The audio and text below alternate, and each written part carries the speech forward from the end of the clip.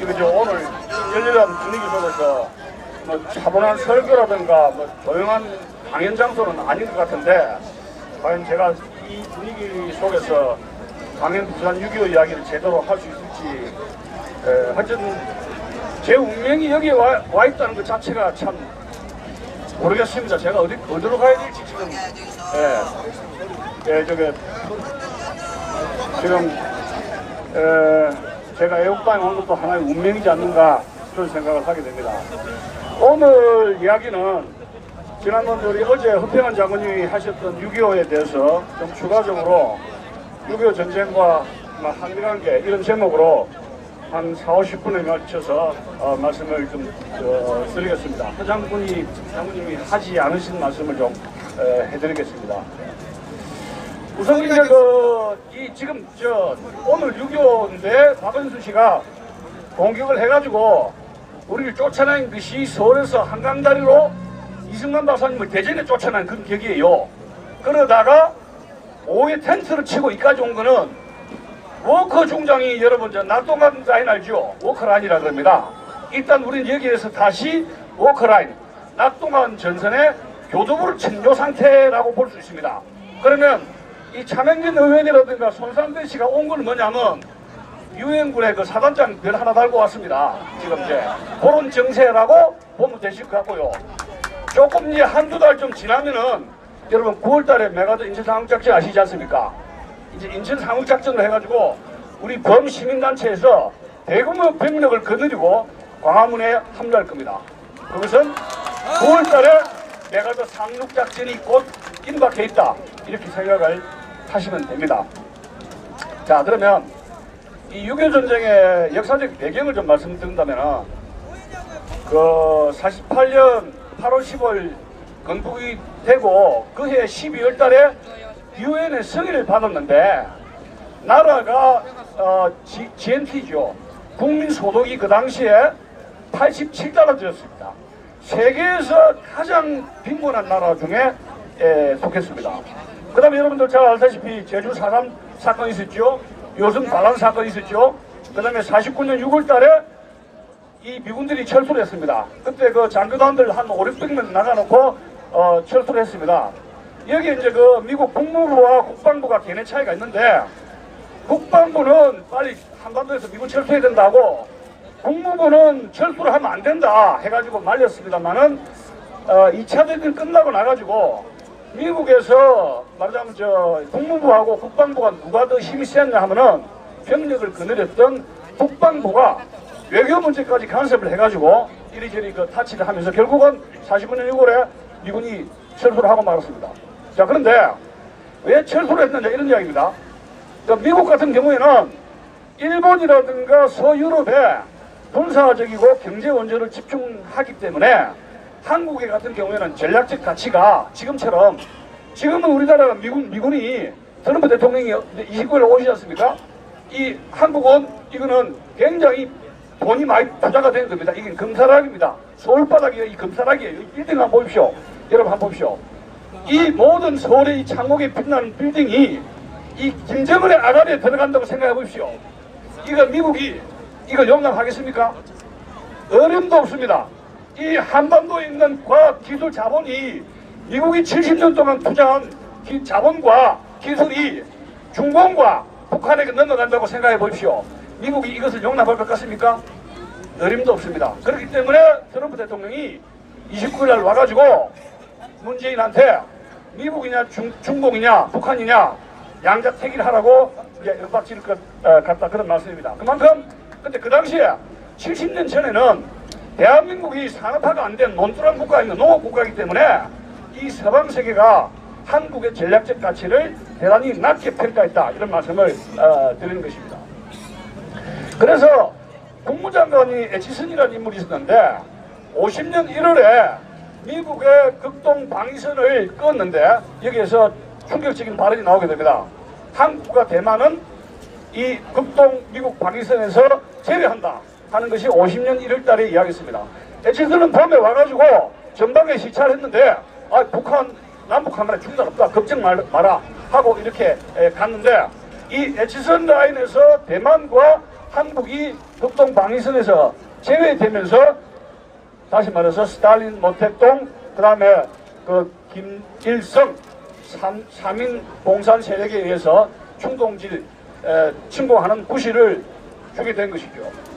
뭐 아까 우리 대표님께서 6.25가 뭐냐, 6.25가 뭐 전쟁, 6.25 남침이다, 6.25 동란, 뭐 저는 6.25 동란으로 이렇게 홍 의원님, 홍 대표님 그렇게 말씀하시니까 6.25 동란으로 그렇게 이야기하죠. 근데 많은 사람들이 6.25는 김일성이가 일으킨 거다 이렇게 생각할 수가 있겠지만 국제적인 국제공산주의 3인방 김일성, 스탈린, 그 다음에 모택동 삼각 편대에 의해서 김일성, 스탈린이 최종적으로 승인한 전쟁 도박이다 이렇게 말씀드릴 수가 있습니다.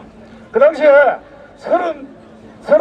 35살짜리 머리에 피도 안 말른 김일성이가 이런 엄청난 도박, 이 전쟁 플랜을 할 수가 없습니다.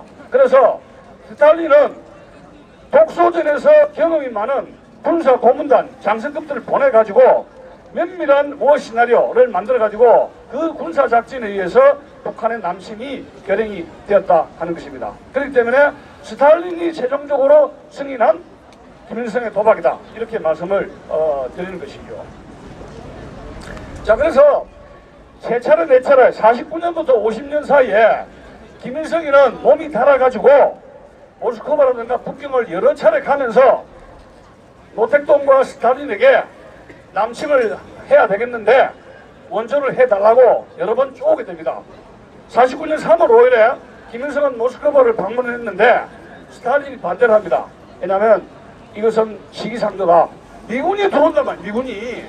미군을 스탈린은 미국의 공군 이 화력이 굉장히 무섭다는 걸 알기 때문에 미군이 한반도에 들어오면 전쟁은 이길 수 없다는 것이 2차 대전 때 미국의 무서운 공군력, 해군력을 목격을 했던 겁니다. 그래서 이제 빨고 당했는데 김일성이가 이것을 갖다가 포기할 위인이 아니죠. 50년 1월 17일 날 김일성은 소련 대사관에게 다시 중국 통일이 이제 중국이 적화되었으니까 이제 남한을 적화시킬 시간이다. 이렇게 이제 소련 대사관에게 충동질을 하게 됩니다. 그리고 나서 50년 2월 8일 날 궁극적으로 스탈린은 남침을 승인하게 됩니다. 왜? 에치스 라인에서 한국과 대만이 미국의 극동 방어선에서 제외됐다는 것 가지고 스탈린은 용기를 얻게 되는데 대규모의 대북 군사 원조를 시행하게 됩니다. 예를 들어서 그 당시에 소련이 자랑하는 2차 대전 때 소련이 자랑하는 T-34, T-34 중형 전차 탱크 242대를 공급을 하게 됩니다. 이 T-34는 1941년 히틀러가 독소전에서 투입을 했을 때 소련 군대를 아주 괴멸시킬 때 소련이 독일의 타이거 군단에 대항해서 만든 것이 T-34 소련제 중형 전차였습니다. 자, 그러면 미국이 철수할 때 우리나라에 탱크 줬습니까? 한 대도 안 줬죠. 그럼 미군 사령관이 우리가 탱크를 달라고 그랬습니다. 이승만 박사라든가 사령관들이. 근데 한반도는 산이 많기 때문에 산이 70% 아닙니까? 산이 많기 때문에 이것은 사닥전 때문에 탱크전이 필요 없을 것이다 해서 탱크를 한 대도 주지 않았던 겁니다. 여기에 비극이 있었던 것이죠. 그리고 50년 4월에 모스크바 회담에서 스탈린은 김일성에게 이런 말을 하게 됩니다. 모택동에게 가가지고 병력을 지원해달라 이렇게 당부를 했던 것이고, 그 다음에 50년 5월 달에 김일성이가 스탈린의 명령을 받고 북경을 방문해가지고 모택동에게 스탈린의 의사를 전달하고 모택동이 오케이 사인을 하게 되었습니다. 그러면 지금 우리가 되풀이 해보면은 스탈린이 군대를 보낸 거는 공군 발로트만 보냈거든요. 일본으로서 해군도 들어왔다 그러는데, 그럼 육군으로서는 대규모 병력으로 이제 중공군대에 들어왔는데 스탈린은 소련 군대, 소련의 파일로트가 투입된 것을 끝까지 속였습니다. 그러면 스탈린이 김일성하고 또 모택동에게 6.25 남침을 하라고 충동질을 한 이유는 뭐냐 하면은 이런 겁니다. 자, 그 당시에 소련의 공산군대가 1945년부터 1950년까지 소련 적군은 유럽의 중부와 남부, 동부에 많은 소련 군대가 가가지고 거기에 괴뢰 정부를 만들었습니다. 그래서 유럽의 동부, 중부, 남부 지역을 확실하게 괴뢰 군대, 괴뢰 공산 정부를 만들기 위해서는 시간이 필요하다. 그러면 미군이 한반도에 몰두할 동안에 시간을 벌어서 소련의 괴뢰 정부를 동유럽에 만들겠다, 적화시키겠다, 이런 생각을 했던 것이죠. 즉 동중부 유럽 소련군에 의해서 굳히기 작전을 했다는 겁니다. 그래서 미국으로 하여금 소련이 동중부 유럽의 굳히기 작전에서 간섭을 할 수 없는 시간적 여유를 벌겠다, 그런 생각을 했던 것이 소련의 책략이었는데, 그 당시에 아무도 이런 소련의 책략을 눈치를 채지를 못했다 하는 점입니다. 자, 여러분 알다시피 전쟁 발발은 아침에 선데이 일요일날 4시에 이 박원순 씨는 5시에 우리 쳐들어왔죠. 근데 김일성이는 4시에 쳐들어옵니다. 4시에 처음에 1시간 동안에 포를 때립니다. 전 지역 전방에서. 근데 일요일 전날 토요일날 무슨 일이 있었느냐, 말하자면 한국군하고 미군들하고 장교들의 근화한 댄스 파티가 있었습니다. 거기에 여러분 존 요카라든가 이거 양주 좋아하지 않습니까? 이게 여러분들 최병덕 육군참모총장 특히 양주 좋아하는데 소문났어요. 그리고 이제 여자들하고 춤추고 이래가지고 새벽에 이제 자는데 너무나 술을 많이 마셔가지고 보좌관이 깨어도 일어나지 않았다 그래요. 자, 그런데 전쟁 초기에 미스테리가 있습니다. 28일날 서울을 함락했는데 인민군이 한강을 도하한 것이 7월 2일입니다. 그래서 3박 4일 동안에 북계군이 서울 이 한강 도하를 하지 않고 3박 4일 동안에 시간을 허비를 했거든요. 그래서 역사가들은 왜 이렇게 시간이 벌었느냐 하니까, 이게 이제 남로당 박헌영이가 서울만 점령하면 전국의 남한에 있는 남로당원들이 20만 명, 50만 명이 봉기를 해가지고 벌떼같이 일어날 것이니까 서울만 점령하면은 대한민국 먹는 거는 지금 죽먹기다, 이렇게 이제 중동지를 했다고 해요. 어쨌든 간에 서울이 함락되면서 상당히 시간을 거기서 파티도 하고 이렇게 하면서 시간을 벌게 되고, 더 미스테리는 6월 25일 날 급습을 했을 때 전방 일주일 전입니까?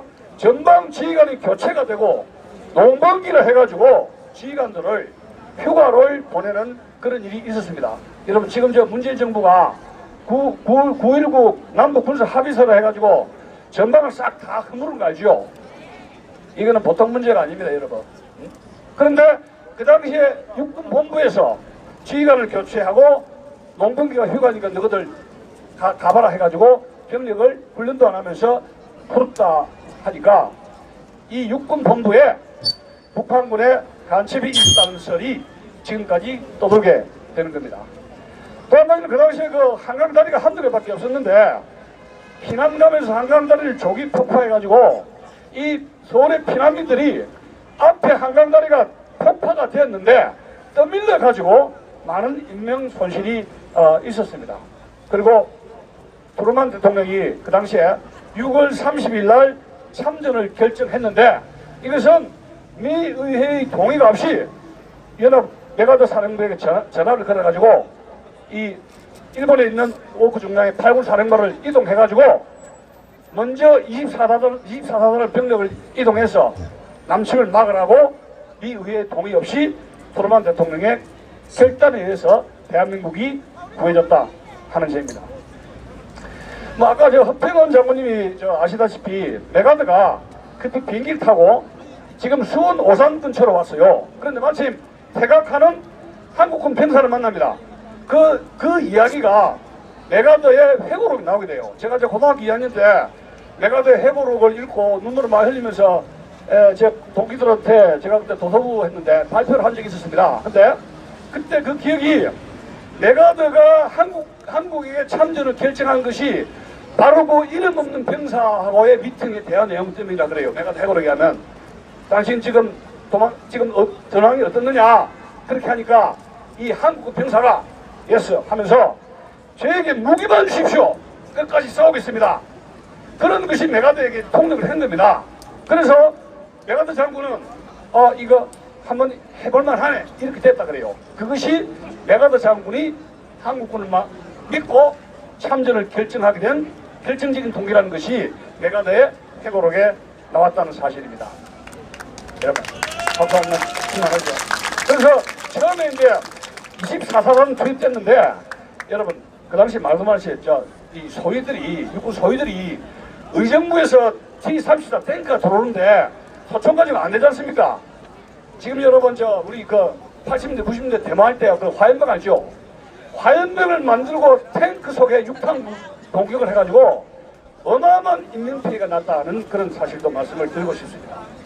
어쨌든 간에 24사단이 투입되고 7월 5일날 스미스 부대가 첫 교전을 했는데 물론 개박살 났습니다. 그런데 북한 인민군 부대가 진격을 거기서 멈추게 됩니다. 왜? 포로로 붙잡아 보니까 이 샬라샬라 하면서 코제이도 알죠? 영어로 합니다. 이거 미군이 투입된 거 알아둔 겁니다. 자, 김일성의 교시에 의하면 미군은 안 온다 했지 않습니까? 근데 붙잡아 보니까 영어를 한단 말이에요. 아이고 미군이 왔구나 이렇게 된 겁니다. 그래서 북한의 이 평양에 있는 이 김일성한테 교신을 하면서 이거 어떻게 됩니까 하면서 하루 이틀 시간을 벌게 되었던 것이죠. 자, 그러나 7월 21일 날 대전 방어선이 무너지고 이 투스타 있던 팀 소장이 저리 도망대기다가 이제 포로가 잡히게 되는데 왜 그러면 대전 방어선이 무너졌느냐 하면은 지금 엄청난 피난민들이 쏟아져 나오죠. 소달구지 자전거 엄마 해가지고 나오게 되는데 그 당시에 그 흰옷 입고 피난민 속에서 따발총 등 괴뢰군 하지 않습니까? 위장을 해가지고 인민군 복장을 벗고 피난민으로 위장을 해가지고 따발총 들고 오면서 대전 방어선에서 미군을 갖다가 때려 갈겨버리니까 대전 방어선이 무너지게 됩니다.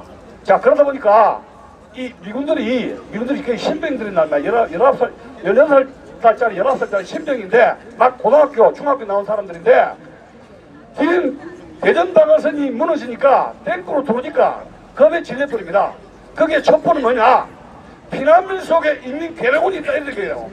자, 그러면 피난민이 내려오는 걸 스탑시키다 이렇게요. 여러분 노블리 피극이 7월 25일부터 7월 28일 그 노블리 피극이 있었는데 피난민이 물밀듯이 들어옵니다. 미군 신병들은 겁이 바짝 납니다. 그래서 스탑 한 겁니다. 자, 피난민들은 영어 압니까? 스탑이란 무슨 말이지? 무조건 내 살겠다고 옵니다. 스탑 말 안 듣네. 당한 장교가 안 된다 갈게 버려야 된다. 그것이 비극적인 노블리 비극. 그런 그 초기 전황이 얼마나 급했으면 답답했으면 그런 전황이 있었겠습니까? 그래서 지금 여기 우리가 텐트 친 게 솔직히 말해서 낙동강 전선 아닙니까? 낙동강 전선이 말뚝을 더 크게 박은 건데 낙동강 전선을 지휘한 것이 워커 중장입니다. 그래서 이 사람이 미군 289군 사령관이 되는데 열심히 싸웠습니다만 불행하게도 12월 24일입니까? 여기서 교통사고로 죽는 그런 불행한 일이 있었는데 거기에 교통사고를 낸 그 운전수가 한국군 운전수인데 처형식이라고 난리였습니다. 그래서 이승만 박사가 이거 모르고 그런데 어떻게 하냐 해가지고 그 목숨을 구해준 적이 있습니다. 여러분들 알다시피 영화 그 포화속으로 알죠? 포항에서 요거 앞에 그 빌딩 가지고 그 당시에 여러분 군인이라고 그 학도병입니까? 학도병의 비극적인 전투상을 그린 것이 영화 포화속으로입니다. 그 포화속으로 영화 보시면 좀 손들어 보십시오. 앞으로 이 영화 이 좌파 정권에서 나오기 어렵다고 보는데 그 낙동강 전선이 뭐냐? 부산, 포항, 대구, 마산으로 해가지고 이런 그 낙동강 전선이 소위 워커라인이 처지게 되었던 것입니다. 그 당시에 그 유엔의 조치도 굉장히 신속합니다. 6월 25일 전쟁이 발발한 그날 안보리에서 결의 82호로 이 북한군에게 철수를 명령 내리고 이거는 북한의 침략 행위다 하면서 북한을 응징하게 해야 되겠다 해가지고 안보리를 결성하는데 하늘이 도왔는지 소련 대표가 이 안보리에 결정을 해야 되는데 불참을 하게 됩니다. 그래서 소련 대표가 불참한 가운데서 최초로 유엔군이 결성을 하게 된 겁니다. 지금 여러분 아까도 손상대 씨라든가 우리 차명진 의원 우리 인사들이 온 게 그게 뭡니까? 이게 유엔군이 들어오는 그런 우리한테 지원군이 오는 거예요. 우리는 화끈하게 그들을 환영을 해야 됩니다. 그렇죠? 예. 앞으로 내일 또 유엔군 또 옵니다. 예.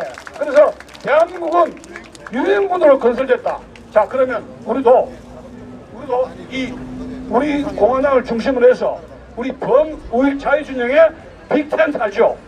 빅텐트로 해가지고 유엔군처럼 거대한 세력을 몰아가지고 우리 박 시장이라든가 저 청와대 그걸로 진격하는 날을 꿈을 꿉시다. 예, 감사합니다.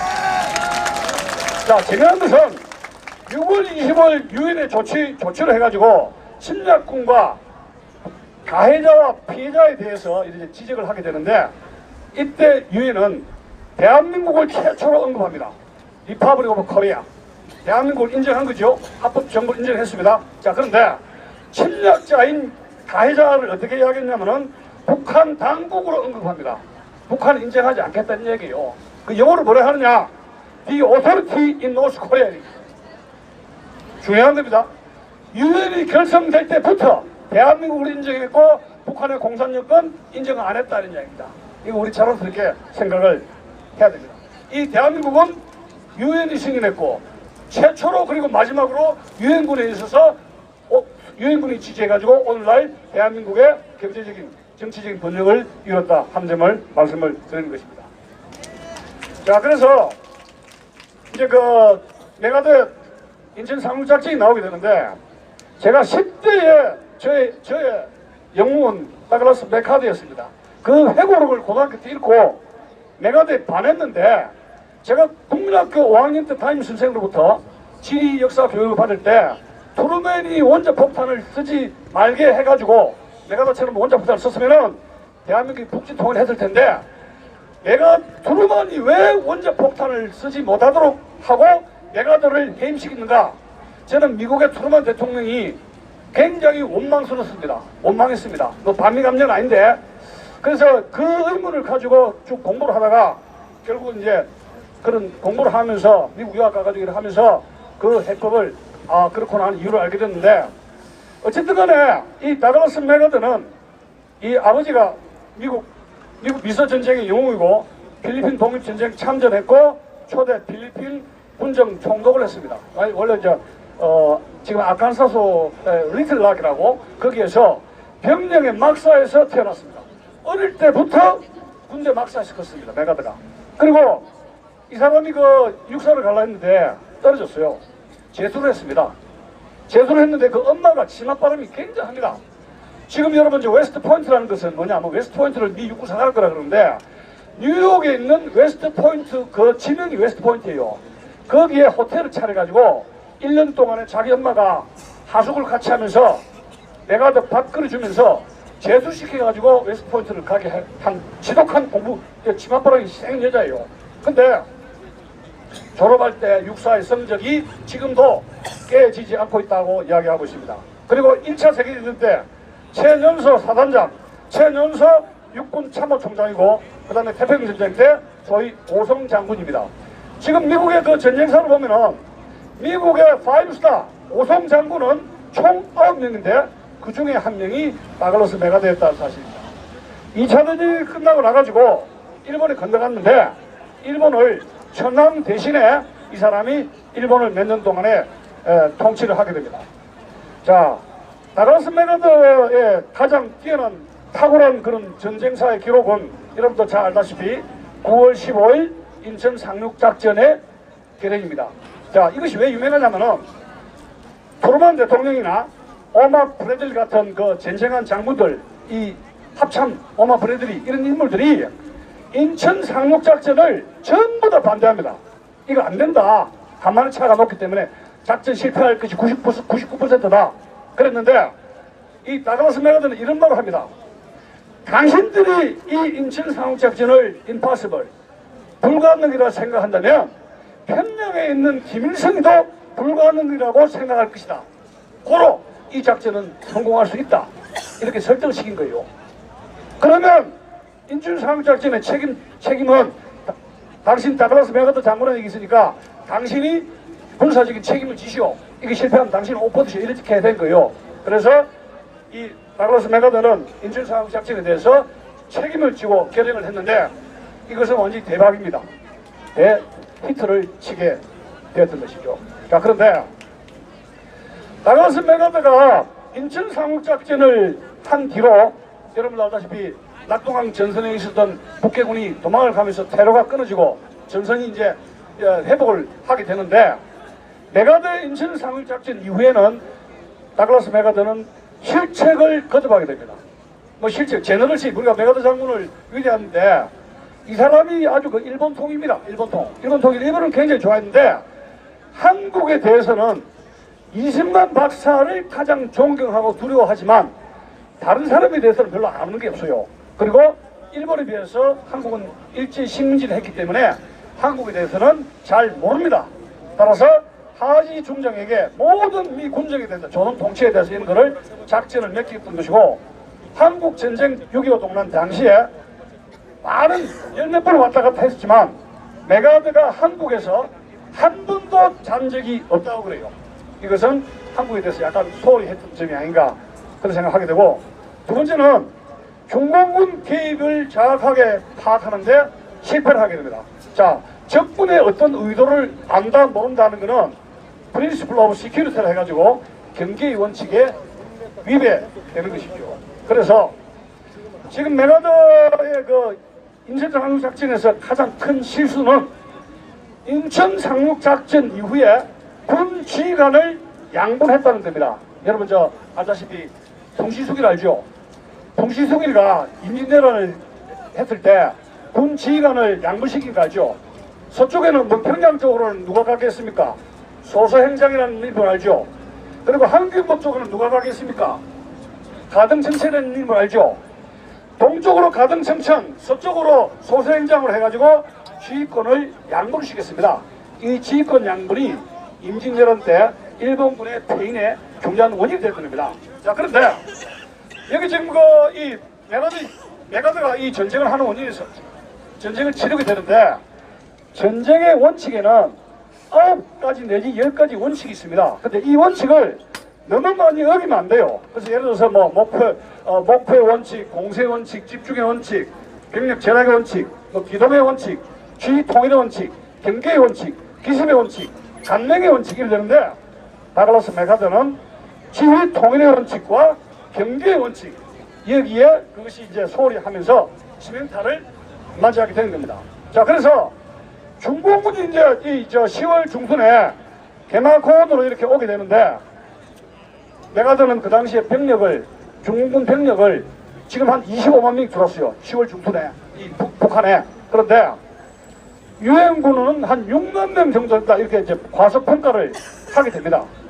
그리고 이 계속 퇴각을 하면서 이 51년 3월 달에는 메가더가 만주 폭격이라든가 핵폭탄 투하하자, 또 장개석의 대만군 한국전을 투입을 하자, 압록강 다리 또 폭격을 해야 된다. 그래서 이제 만주로 확진을 해야 된다 하고 이제 공화당에 서신도 보내고 기자회견에서 이제 트루만 행정부의 이런 원폭 반대하는 거, 투하 반대하는 이런저런 기자회견을 하면서 공개적으로 이 트루만 행정부의 2차 이 한국전 정책에 대해서 이 반발을 했던 것이죠. 이제 그렇게 되는데 인천 상륙작전 이후에 이제 여러분들 알다시피 그 38선을 돌파하지 않습니까? 10월 3일 날 국군과 유엔군이 북진하면서 10월 3일이 여러분 국군의 날이 된 걸 잘 아시죠? 제가 이 어린 시절에 10월 3일 국군의 날이라면은 10월 1일입니까? 국군의 날 하면은 이 광화문 시청 앞에 군인들이 군대 퍼레이드를 하죠. 행진을 합니다. 근데 10월 1일 날 이 문재인 씨 뭐 했습니까? 예? 제가 군인들 전방 가서 같이 라면 먹었어요. 뭐 했어요 지금? 예? 군대가 10월 1일 뭐 했어요 지금? 완전히 우리나라 군대는 무너졌다는 사실입니다. 참담한 이야기입니다. 자, 어쨌든 간에 10월 1일 날 국군과 유엔군이 북진을 했는데 중국에 있는 줄레가 유엔군이 38선을 넘어는 안 된다 하면서 북경의 인도 대사를 통해서 경고를 하게 됩니다. 유엔군이 38선 이남으로 내려가자면 우리는 개입할 수가 있다. 그렇게 경고를 했습니다. 그러나 유엔군은 말을 듣지 않지요. 그래서 트루만 대통령이 이 북한 중공군 개입에 대해서 불안을 느낀 나머지 10월 초에 웨이크 섬에서 메가더를 불러가지고 거기에서 메가더 트루만 회담이 성사가 됐습니다. 그때 그 트루만은 메가더에게, 메가더가 실수한 게 있습니다. 30분 이상을 늦게 와가지고 트루만 대통령을 좀 기다리겠어요. 콧대가 굉장히 높다 않습니까? 근데 메가더가 아이 돈도 오래 왔대. 걱정 마십시오. 중공군이 안 옵니다. 근데 중공군이 만약에 오면 어떻게? 미군의 말단한 공군 화력으로 화끈하게 박살내겠다 그런 뜻이에요. 그런데 트루만은 이 메가더의 그런 이야기보다는 중공군이 안 온다. 거기에 이제 강조점을 두고 믿은 거예요. 그래서 결국은 메가더를 해임할 때 당신이 중공군 개입이 없다 하지 않았느냐, 책임을 져라, 이렇게 해가지고 이제 51년 4월에 이제 전격적으로 이제 파이어 해고를 시켰던 것이죠. 자, 여러분들 10월 19일 날 중공군이 압록강을 도하를 했는데, 압록강을 건너갔는데, 지금 여러분 1950년에 한강이라든가 압록강이라든가 두만강은 10월, 11월, 12월 되면 영하 20도, 30도가 됩니다. 여러분 제 어릴 때 한강다리 어는 거 알죠? 근데 압록강도 얼어버립니다. 밤중에 압록강이 언거를 타가지고 강을 얼은 상태에서 압록강을 도하했는데 중공군 병력이 무려 25만 명이 야간으로 이동을 해서 개마고원에 매복을 했습니다. 근데 유엔군하고도 이야기했듯이 총 병력을 6만으로 오판을 해가지고 이거 안 되겠다 해가지고 11월 24일 날 유엔군은 토탈 어택 총 공격을 하게 됩니다. 자, 다그라스 메가드는 그의 유엔군 장병들에게 약속을 했습니다. 12월 24일에는 여러분들이 미국 본토로 가가지고 그렇게 크리스마스 날 가족들과 터키탕을 먹게 약속을 하겠다. 약속을 해버렸네요. 그러면 전쟁을 빨리 끝내야 되겠죠. 그래서 유엔군이 총 공세를 했는데 그게 아니고 6만이 아니고 25만 명이 있었습니다. 그래서 이 중공군에 의해서 매복으로 해서 포위가 됐는데 여러분 그 유명한 중공군의 인해전술입니다. 자, 중공군이 깽가리 치면서 막 오는데 깽가리 치면서 오는데 맨발에다가 총 없이 그냥 막걸리 한 잔 마시고 마약을 먹었는지 뭔지 히로뽕을 먹었는지 당당당당 깽가리 치면서 오는데 붙잡고 보니까 나중에 북부군 출신 알죠? 맨몸에 그냥 돌격해온 거예요. 그러다가 하도 기관단총을 막 갈기니까 총신이 휘어진 겁니다. 총신이 휘어지면 물론 오줌을 씩 갈기 뿌려가지고 이 총신을 시켰다는 그런 말까지 있습니다만은 그 인해전술에 의해서 유엔군이 결국은 총패각을 하게 됩니다. 여러분 알다시피 그 연화 국제시장 그 유명한 145태 팽태까지 패각을 하게 되고 그 문재인 씨가 극장 가서 눈물 흘렸다는 게 그 당시에 유명한 흥남 철수작전인데 문재인 운명의 책에 보면은 미군 때문에 우리 아버지가 살고 내가 살아서 대통령까지 됐다 하는 Thank you for America 미군 고맙습니다 한마디도 없습니다. 여러분 책 한번 보십시오. 문재인 운명이라는 게 이렇게 주사파들이라든가 좌익 정치가들이 배은망덕한 거 이거 됩니까? 이거 안 되는 거예요 이게. 예? 그래서 결국 국제시장이라는 것도 나오는데 그 당시에 이제 6.25 중공군이 이렇게 들어오면서 중공군이 왜 들어왔느냐 누가 결정했느냐 이야기예요. 이것도 역시 모택동이가 자기 자신이 다 반대합니다. 이런 자기 부하들이 다 반대를 한 것이 왜냐하면 국부군 장개석의 국부군 소탕작전 나라가 안정이 안 되는데 다시 전쟁을 하게 되면 어렵다. 그렇기 때문에 전쟁을 반대했습니다. 근데 모택동은 자기의 그 정치적인 계산 안에서 결국은 전쟁을 해야 되겠다고 이렇게 결정을 했는데 이 모택동은 북경대학에 사설을 하면서 책벌입니다. 주로 삼국지라든가 이 병법책을 읽고 공산주의 서적을 읽었어요. 그래서 유럽의 공산주의 이론과 마르크스 레닌주의와 아시아의 이 병법을 믹스시켜가지고 공산주의 병법 이거를 완성을 한 인물입니다. 자, 그래서 항상 이 사람은 10대, 20대에 병법을 많이 공부를 했기 때문에 중국 역사상 혁명가 중에서 가장 전쟁을 잘 능수능란하게 치렀던 인물이다. 이렇게 이야기를 하고 있습니다. 그래서 모택동이 가장 사랑한 것이 세 가지라 그러는데 권력을 사랑하고 전쟁을 사랑하고 그 다음에 젊은 10대, 20대 미소녀를 사랑했다 그래요. 그 20년 동안 주치의를 했던 사람이 글을 썼는데 모택동의 사생활이라는 글을 썼어요. 제가 그 1, 2, 3권 좀 봤는데 그 주치의가 모택동한테 이런 이야기 했습니다. 아니 당신 좀 모욕 좀 하지. 그랬더니 모택동이가 하는 말이 나 모욕 안 한다. 중국 사람들은 모욕 잘 안 하지 않습니까? 근데 이런 말 했어요. 나는 평생 자신의 성기를 시킨 적이 없다. 나는 매일 여성의 몸 안에서 몸을 씻고 있다. 이런 유명한 말을 했다고 합니다. 결국 죽을 때 성병으로 죽었습니다. 뭐 이것은 공식적 비공식 이야기인데 오랜 숙화도로 죽었다는 것은 공식적인 것이고 야사에 의하면 성병으로 죽었다 이렇게 기록을 하고 있습니다. 거기에 그 팽덕회라는 놈이 친구가 이 중공군 총사령관인데 그 당시에 중공군의 여러분 대명분은 항미 원조지요. 미국에 대항하고 조선을 원조한다. 그래서 항미 원조 전쟁이다. 이렇게 이야기를 했습니다. 이 팽덕회는 모택동과 같이 동양 호남선 출신인데 말하자면 모택동에 비해서 나이가 한 4살 정도 5살 정도 적어요. 근데 모택동이가 그 당시에 가장 신임한 군사령관입니다. 원래는 국부군 장개석 밑에 있다가 이 모택동한테 항복해가지고 이제 군사령관으로 컸던 인물인데 나중에 여러분 6.25 동란 때 김일성이가 말을 안 들어가지고 귀셔나기 때리고 이렇게 난리가 난 적이 있었죠. 그리고 이제 문화대 혁명 때 이 사람이 그 모택동한테 반발을 한 적이 있었어요. 전함을 설명하러 북경에 갔는데 모택동이가 젊은 미소녀하고 이렇게 향락을 즐기더라는 이야기예요. 그래서 조금 야단을 쳤대요. 그런 점이 좀 한번 있었고 또 문화대 혁명 때 모택동한테 당신 그렇게 보여줘서 당신 정치 이렇게 하면 안 된다 해가지고 바른 말을 했습니다. 그래서 결국은 이제 문화대 혁명에 홍위병 공격으로 이제 그 모욕을 당하겠다가 동서병 시대에 복권했던 그런 인물입니다.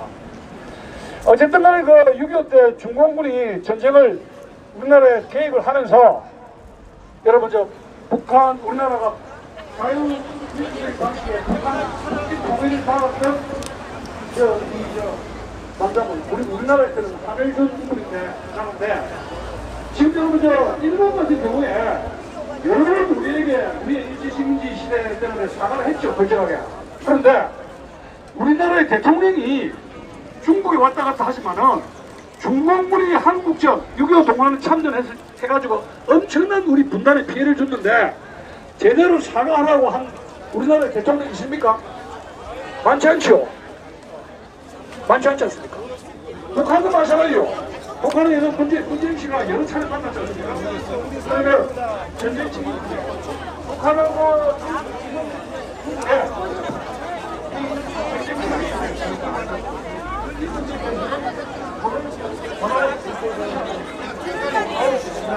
지금 이러고 있다. 인선이나 벌써 뭐 우리 공화당 다 찍고 더욱기 성적이 우리 공화당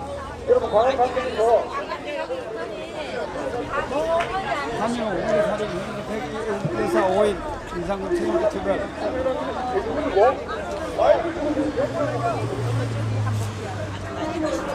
더 넓어졌어요. 집이 넓어졌어요.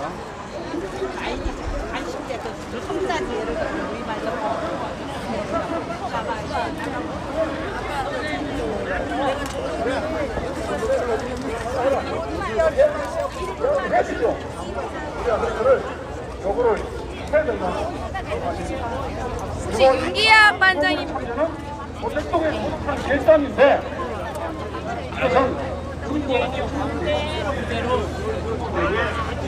뭐냐면 모택 장개석의 국부군대가 많이 수십만 명이 포로로 잡히지 않습니까? 근데 이 포로가 수십만 명이 되는데 20만 명, 30만 명이 되는데 이 포로들을 죽일 수도 없고 살려줄 수도 없어요. 살려주면 식량 부족이죠. 밥그릇에 가깝죠. 죽이면 인권 유린나 하고 죽이도 모르고 죽일 수도 없고 살릴 수도 없는 장개석의 군대가 감옥에 30만 명, 40만 명 있습니다. 그래서 대통령은 한국전쟁 민주공화국의 행사를 진행시키고 공안법으로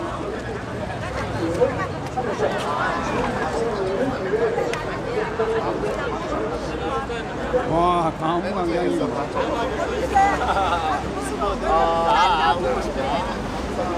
사랑하는 딸내미 허준방송 보고 있지? 나 여기 잘 있어. 이수신 장군 동상 밑에 있어.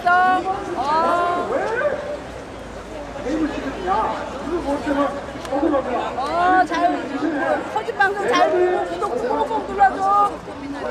그래가지고 지금 맡겨놓고 도망다니고 있어. 한 달 전에 시켜가지고 밤 재발됐나봐. 자리야 제목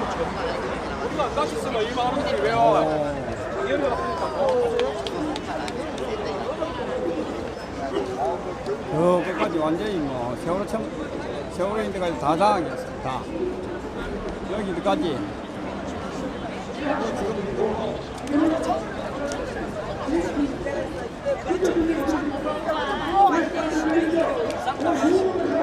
청년들이 우리 어르신들 자꾸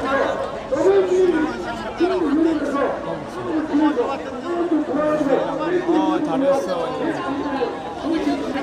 인사 제대로 하는구만. 자, 그러면 내가 보면 대통령이 잘못하면 지금 지지대 당했다. 내가 이제 잘해보면서 나는 성격의 중성을 맹세하는 것이지 헌법의 중성을 맹세하는 것이지 그러나 대통령의 중성을 맹세하는 것이 아니다. 이런 인식을 가지고 있었다는 겁니다. 그렇기 때문에 여러분 카트 대통령이 미군 철수를 해야 된다 할 때 탈군 참모장에 있던 싱글러브 중장 알죠? 싱글러브가 대통령 당신 그러면 안 됩니다 하고 기자회견 했다가 잘린 거 알죠? 미국의 여러분 장군들은 그런 기대를 어디서 배웁니까? 이 역사 웨스트 포인트에서 그걸 배웁니다. 대통령이 잘못하면 이건 아니다. 왜? 나는 성적에 충성을 하고 미국 헌법에 충성 맹세하기 때문이다. 여러분 우리나라 군 장성들 여러분 국방부 장관이 평양 가서 9.19 군사 남북 군사 합의서 도장 찍은 거 알죠? 그러면 그 사람은 빨리 사임을 해야 되는 거 아닙니까? 네? 우리나라 국방부의 많은 장성들 뭐하고 있어요? 그런데 그래서 이 메모리는 핵폭탄을 사용해요. 중국이라든가 소련이 더 많은 핵무기를 개발한 전에 전체적으로 만세 한 방을 때려요. 그런데 이 트루먼은 왜 군인이 군발이다? 미국은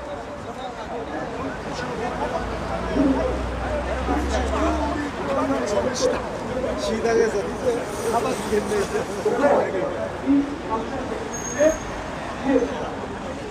그래서 핵무기를 점점 소련이 핵무기를 만들었다.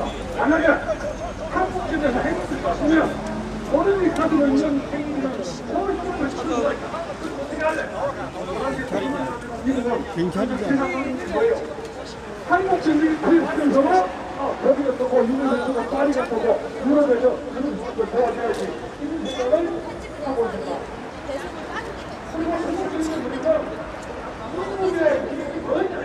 한국 전쟁에서 미국은 어떤 길을 확보하고 어떤 길을 얻어야 되느냐 엄밀한 인터넷이다. 자 그런데 내가 듣는 그게 아닙니다. 좋습니다. 미국의 입전에 미군의 명예, 자기의 명예, 전쟁에 이겨야 된다. 그런 걸 생각했던 것인데 결국은 그 파이어 세고 나가가지고 여러분 샌프란시스코에서 이 뉴욕, 만하탄, 워싱턴까지 이 차로 통합니다. 미국 국민들이 그만큼 환영을 한 적이 있습니다. 그래서 이 의회에서 상원합동 연설을 마지막 그 연설을 하게 되는데 자기 자신은 미국 웨스트 포인트에서 이질 수 없는 미군과 군사가 있다. 그런 연설에 끌려주겠다. 5명은 죽지 않는다. 다만 사라질 뿐이다. 이걸 이라는 겁니다. The old soldier will never die, but fade away. 그렇게 하니까 이 국회의원들이 일어나가지고 길박수를 10분이나 쳤습니다. 그러면서 나중에 이제 청문회가 되면서 이제 대통령이 선망했던 인기도 떨어지고 왜 메가드가 인기가 떨어졌냐면 청문회해가지고 요 마음을 마치겠습니다. 오늘 시간도 없으니까. 메가드는 한국전에서 이기를 원했지만 미국이 가지고 있는 글로벌 전 세계적인 군대적인 인터넷에서 미국의 국가 이익에 소홀했고 그 시야가 좁았다. 따라서 대학 한국전쟁은 궁극적으로 당선이든 대통령이든지 미국의 이익을 한 번 더 어떻게 추구하느냐를 추구해야 되는데 메가드는 거기에 대해서 전쟁에 이기는 것만 너무 집착했기 때문에 당신은 어떤 면은 파이어 해고당한 것이 멈출 수가 없다. 이렇게 이 상황이 결론을 내렸습니다. 오늘 이야기 여기까지 듣겠습니다. 감사합니다.